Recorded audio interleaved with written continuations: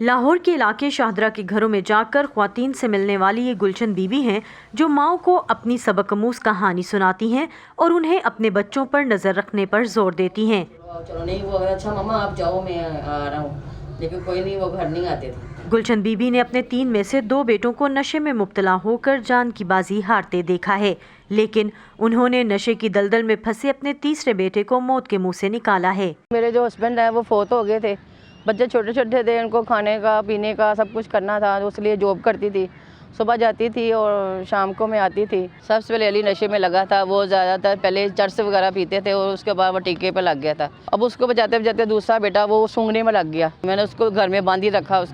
اس کے لیے میں نے بہت کیا کہ علاج میں یہ کسی ادارے میں جمع ہو جائے، لیکن اس کا کوئی علاج نہیں ہوا، وہ اچانک ہی فوت ہو گیا۔ اس طرح میرے 2 بیٹے فوت ہو گئے اور ایک بیٹا میرا اس کا ماشاءاللہ ٹھیک ہے، علاج ہوا ہے۔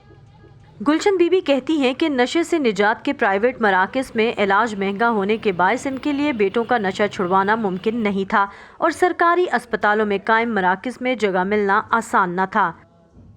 میں گورنمنٹ کے ہاسپٹل گئی تھی، مینٹل ہاسپٹل میں، وہاں پہ نشے کا بھی کام کرتے ہیں، بچوں کو دوائیاں وغیرہ دیتے ہیں، بڑوں کو بھی، لیکن اس سے کوئی نہیں۔ وہ کہتے ہیں جی آپ کا بیٹا کا داخل ہے تو آپ بھی ساتھ ہو، لیکن میں اپنی بیٹی کو ساتھ لے کے ہاسپٹل میں کیسے رہ سکتی ہوں، کیونکہ وہ تو بچے کو ٹریٹمنٹ کریں گے، ہم ماں بیٹی کا کھانا کہاں سے آئے گا، ہم نے کہاں سے کھانا ہم نے۔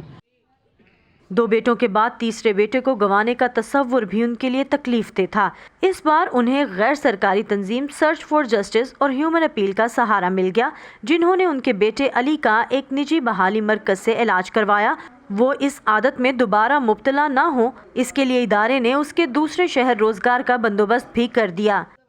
ارجنٹ یا امیجیٹ سولوشن یہ بھی ہو سکتا ہے کہ جیسے پچھلے دنوں پنجاب کے اندر صحت کارڈ جو تھے اس کے اوپر جو تھا وہ علاج فری ہو رہا تھا، تو صحت کارڈز کے اندر اس طرح کی بھی پروویژن رکھی جاتی کہ اس طرح کے ہاسپٹلز جو نشے کے عادی افراد کو ٹریٹمنٹ کی سہولیات فراہم کر رہے ہیں وہ بھی اس کے پرویو میں لائے جاتے ہیں، تاکہ بہت سارے افراد جو پیسے نہ ہونے کی وجہ سے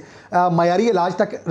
رسائی حاصل نہیں کر پاتے ہیں، ان کی رسائی بھی جو ہے وہ اس تک یقینی ہو پاتی۔ اقوام متحدہ کے ادارہ برائے منشیات کی رپورٹ کے مطابق پاکستان میں 70 لاکھ سے زیادہ افراد نشے کی لت میں مبتلا ہیں۔ ان میں کیمیکلز والے نشے کے استعمال میں اضافہ ہو رہا ہے، جن میں ہیروئن، کوکین اور آئس کا نشہ شامل ہے، جن میں سے صرف 30,000 افراد کو علاج کی سہولت دستیاب ہو پاتی ہے۔ گلشن بی بی کی زندگی میں سکون کے کچھ لمحات میسر آئے تو انہوں نے اپنی زندگی کو نشے کے نقصانات سے متعلق آگاہی کے لیے وقف کر دیا اور اب وہ سرچ فار جسٹس اور ہیومن اپیل کے پلیٹ فارم سے سوشل ورک کرتی ہیں۔ نشہ کرنے لگ گیا، اس کے بعد وہ بری عادتوں میں پڑ گیا۔ اسی غیر سرکاری تنظیم کے زیر انتظام شاہدرہ میں ہائی رسک اسٹریٹ چلڈرنز کو تحفظ دینے کے لیے قائم آمینہ پروٹیکشن اینڈ لرننگ سینٹر اپنے ساتھ 200 بچوں کو رجسٹرڈ کرنے میں کامیاب ہوا ہے، جن کے مطابق گلیوں میں گھومنے والے بچوں کو 4 سے 6 گھنٹے کے لیے ہی صحیح لیکن ایک محفوظ ماحول دے دیا جائے تو شاید وہ یہاں سے باہر نکل کر اچھے اور برے میں فرق کر سکیں۔